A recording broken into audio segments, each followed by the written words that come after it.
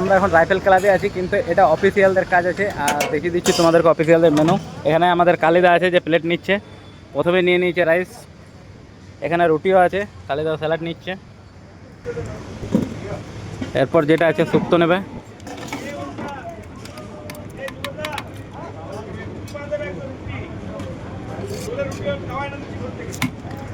ঠিক আছে, তাহলে আমি জেনে বলে দিচ্ছি। ঠিক, এখানে চিকেন বাটিতে সাজিয়ে নিল, এখানে আছে বেগুন ভাজা, এখানে যেটা একটা মেনু আছে কালিদা নেয়নি, এটা হচ্ছে পটল দই পটল আছে, পটল দোরমা নয় কিন্তু এটা দই পটল।